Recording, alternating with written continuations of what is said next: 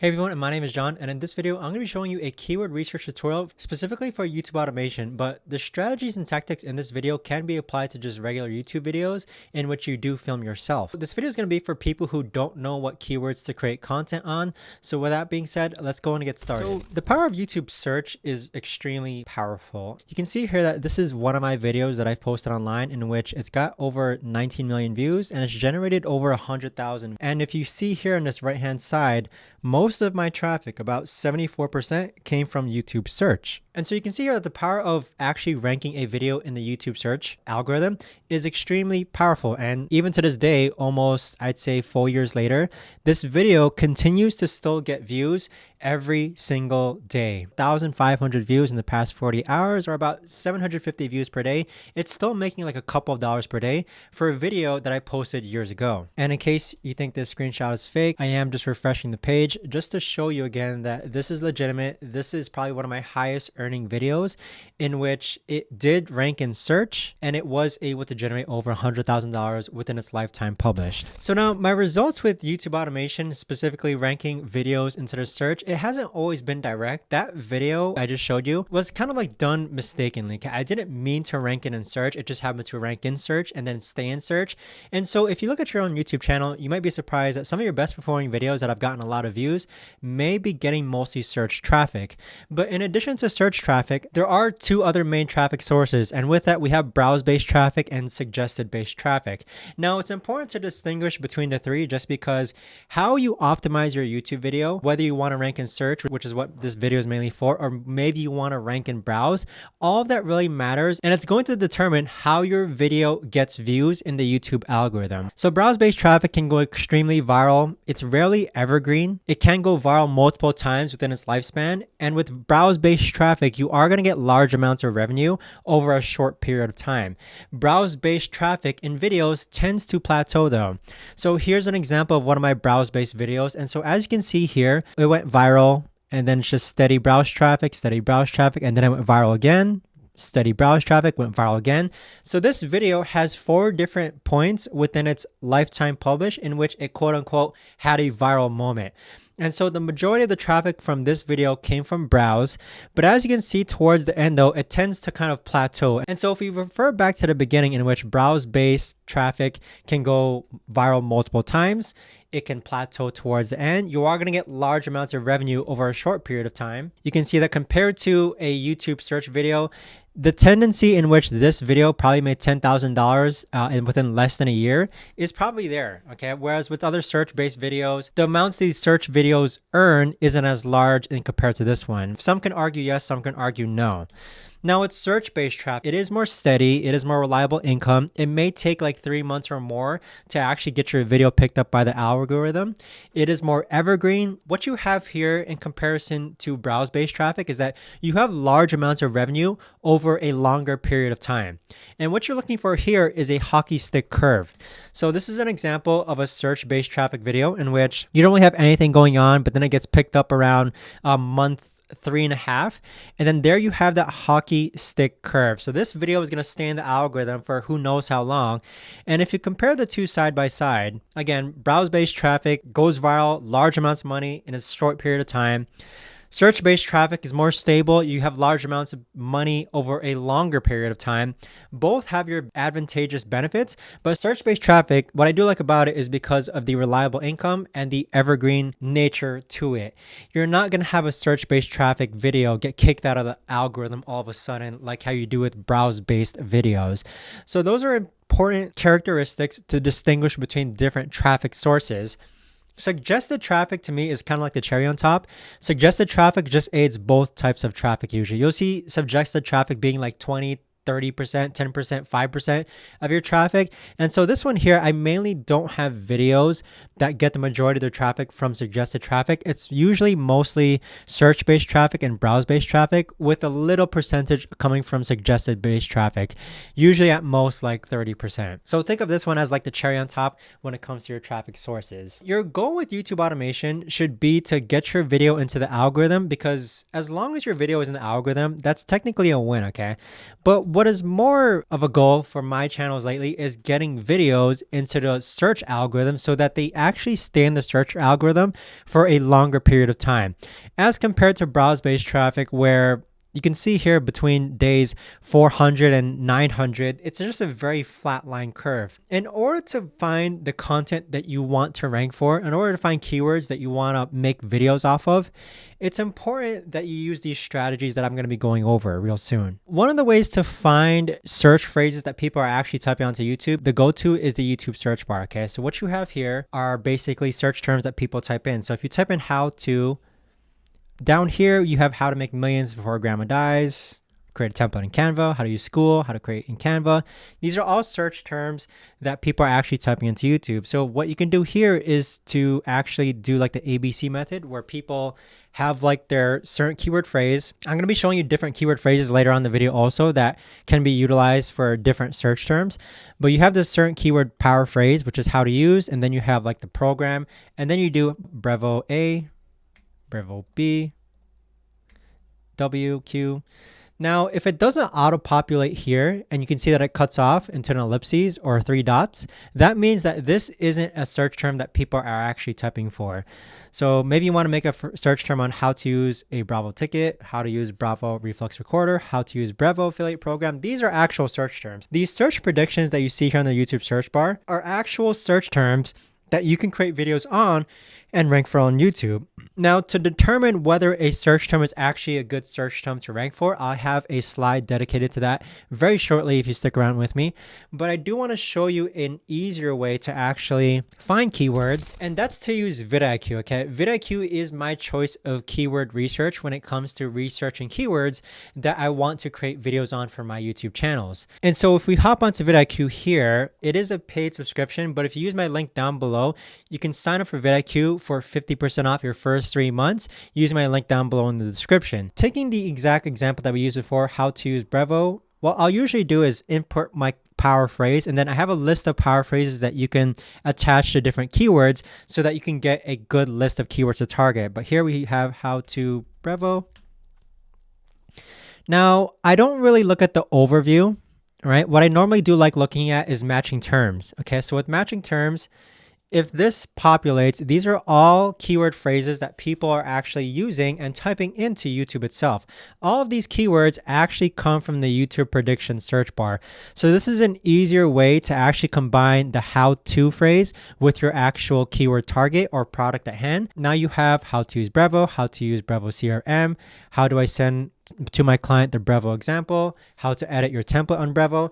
These are all keywords that people are actually targeting. If you do related keywords, it means that it's not using the exact keywords that are in your phrase here.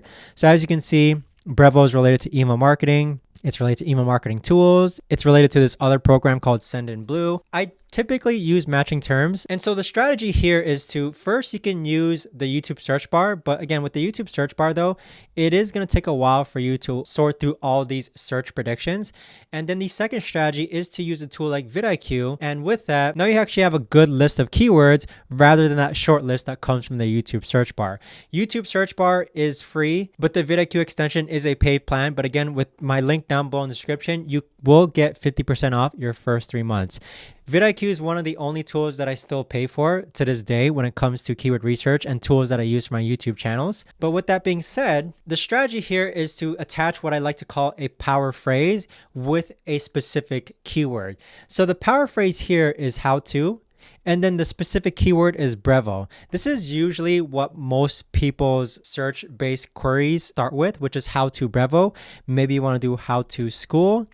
Click on matching terms. And then with this, you have how to download school videos, how to use school, how to build a school community. And so how to is basically one of the most common search queries that people have when it comes to searching on YouTube. And like I said, later on this video, I'll be showing other power phrases / queries that you can use attached to your main keyword so that you can find more keywords as well. So for green flag indicators for a good search result, these are the things that I keep in mind, okay? The recency of the video posted. So when you search your keyword phrase onto the YouTube search bar, the more recent the video that's ranking, the better, okay? That gives me a good idea that this video was just recently posted and it's ranking on YouTube. That's a good good indicator for me. The number of subscribers that the channel has is ranking. So the smaller the channel is and is ranking, the better. Hockey sticks over plateau graphs. So what you want to look for here, if you can, is to see their historical data, in which if it's a nice kind of hockey stick curve and it's ranking, that means it's getting most of its traffic from search traffic. But if it tends to plateau, that means it's getting most of its traffic from browse, or it's been kicked out of the algorithm. Views per hour, I still want to make sure that this is populated as well, and so I'll show you that in a second. And then I also want to do the copy and paste test pass, which means if you copy and paste your search query into the YouTube search bar, making sure that there's no videos like it is a good green flag indicator. So we'll go through these one by one. Do how to use Brevo. So how to use Brevo, okay? So our first indicator was recency of the video posted, and is it ranking. So here we have a video from 10 months ago. Here we have a video from 9 months ago. Good indicators, okay? We have some videos here. Here's a video from 3 months ago that's ranking. That's a good indicator. And so with the recency of these videos that have been posted, you just have to beat it in all 4 pillars. The pillars are the length of the video, so make a longer video as long as it's not fluffed out. Make a better thumbnail, make a better title, and just have a better quality video overall. So what you're looking at here is, I would probably make a tutorial that's over 17 minutes, use a different color, just because this is what everyone else is doing. And then also try to do something that's different compared to these thumbnails as well. And so the recency of the video, this has a good check mark to it. The number of subscribers the channel has, and again, the smaller the channel is and is ranking, the better. So here we have a channel with 14K, 13K, 4K, 3K. These are all good indicators that this search phrase might be good to rank for. Next, you have hockey sticks over plateau graphs. And again, that's just something to actually think about. If I click on this first video here, and again, you're going to need the vidIQ extension to do this. What you want to do is click on this historical graph. And what you want to see is just a nice, steady increase in views. Okay, this is a beautiful hockey stick curve in which it's just getting reliable search traffic. So this is another good green light indicator that this video is getting traffic like this, and it hasn't plateaued. Okay, so that is what I mean by hockey sticks over plateau graphs. Views per hour is still populated. Again, this comes from actually using vidIQ. So what you want to do is that after you click on historical data here on the right hand side, you want to make sure that the video is still getting views per hour, okay? And so I don't have a good number to actually indicate for you what's a good amount of views per hour. For me, as long as the video is still getting views per hour, it's still a good video to make a video for. So this one's still getting 4 views per hour as of June 10th, 2024. This one's getting 6 views per hour, 8 views per hour. So that's still a good indicator for me, okay? As long as it's still getting views per hour, as long as it's still getting views per day, that's basically a search term that I would try to create a video on. Next is the copy and paste test. What this means is if the search term that you're ranking for is, if we go back, how to use Brevo, it's a really good green light indicator if the videos that are ranking on YouTube do not have this exact keyword phrase in this order. How to use Brevo, and you can just simply do Control F, how to use Brevo. It's being used a lot, okay? So that's kind of like one of the red flag indicators, just because this video is trying to rank for how to use Brevo. This video is trying to rank for how to use Brevo. This one is not, this one is. So the top 5 search results are already trying to rank for how to use Brevo. So because of that reason, I'm probably not gonna make my search term how to use Brevo. And the reason why is because there's already other videos ranking for it. And so everything kind of checked out itself. There was recent videos, the number of subscribers that these channels had. They weren't channels that had like millions of subscribers that were trying to rank for this video. They had nice hockey stick curves. They were still getting views per hour, but it didn't pass the copy and paste test. Despite it passing like 4 of the criteria, but not the 5th criteria. If you really think that you can still come up with a better title, thumbnail, have a better quality video, then yes, I would still post it. If you think you can come up with a longer video as well. And the reason why longer videos are important is because by the naturality of it, if someone watches a 20-minute long video compared to a 10-minute long video, the tendency is that the 20-minute long video will usually build more watch hours. And that's one of the main metrics that YouTube looks for. So because of the copy and paste test, and I'm not really convinced that there's a gap here, I probably wouldn't make a video on how to use Brevo just because it's already been done before. But that's up to you to decide. If you really know Brevo, for example, then yeah, maybe you want to make a video on it. But with that being said, a lot of people have already been trying to rank for this video. Maybe you want to try a different power phrase attached to Brevo, which I'll be showing you later on.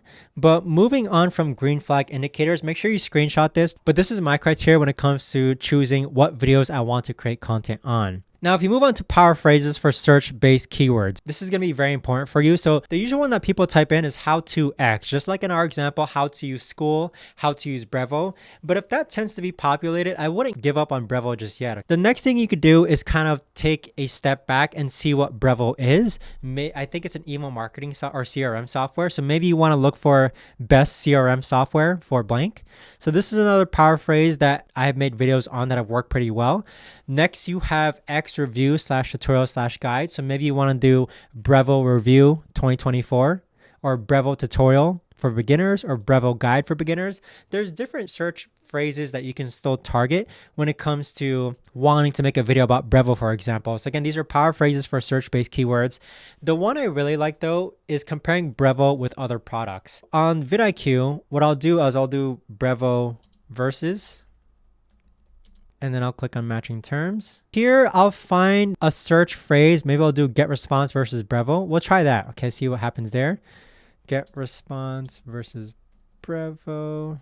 And so here we have one from 8 months ago, 29 views, get response versus Brevo, but this might be a poor quality video. Here we have send in blue versus get response. So we only have one video trying to rank for get response versus Brevo. But if we actually look at it, we got to, again, get the green flag indicators. Let's look at its historical data.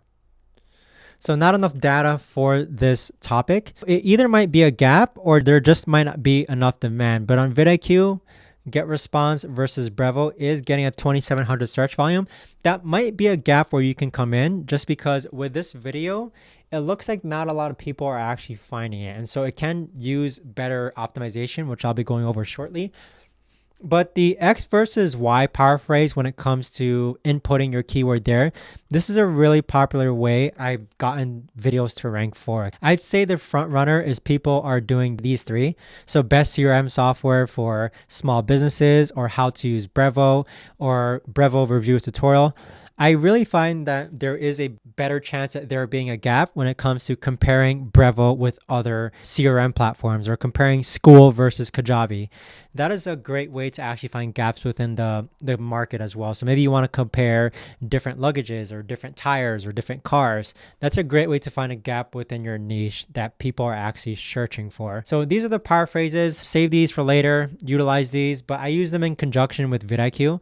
So again, using Brevo versus, these are all different search phrases that you can possibly rank for and make videos on, where you compare Brevo versus SendGrid, or ActiveCampaign versus Brevo, or MailChimp versus HubSpot versus Brevo. Comparison videos, I think there needs to be more of them like it on YouTube. And so that's why I think there's a gap. Now, moving on to optimization, I tend to make sure that the exact match keyword phrase is in the title. So again, if we take our example here, we have get response versus Brevo, but that's a pretty boring title. So next comes the next optimization, okay? Optimize for viewer experience. Although there's an algorithm in place in which, yeah, there's a YouTube algorithm, we have to optimize for the search engine.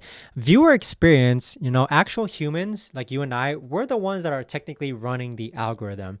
So to optimize for viewer experience, I normally would do something like I tried get response versus Brevo. Here's what's better. You see how this title is a lot better than the first title. The first title is already optimizing for the search engine. This second title that you see here, I tried get response versus Brevo. Here's what's better. It kind of like just connects with you. It's just a better title. It's not too long. You still got your exact match keyword phrase. Okay, it still fits the criteria one here, but it just makes it sound like a better title that people would want to click on. Next, you want to find similar keywords in the description. And so if your keyword phrase is get response versus Brevo, I like to use related keywords for this. So I'll include like maybe 5 keywords from here, the related keywords, and include that in my description. I don't want to include too many, but any related keywords from vidIQ that comes from related keywords, I'll include within the description of the video as well. And I normally have ChatGPT write this. And then tags don't matter. I don't tag my videos. I'm a big believer that even YouTube themselves or Google themselves say that tag play a minimal role. I really don't tag my videos. So with that being said, guys, I hope that big takeaways from this video come from, what your goal from YouTube should be when it comes to posting videos onto YouTube. I hope the paraphrases that I've given you help you find gaps within the market in which there's exact match keywords that you can utilize for your videos. In addition to that, I hope you, instead of not only optimizing for the search engine, you do also optimize for human/viewer experience as well. And so again, you can see that for this keyword research, vidIQ plays a vital role in making things a lot easier for you. So if you're interested in signing up for vidIQ, you can use my link down below to actually get 50% off your first 3 months if you use my link down below to sign up with that keyword phrase. That being said, thanks so much for watching, everyone. If you have any comments, comment down below, and I'll see you all in the next video.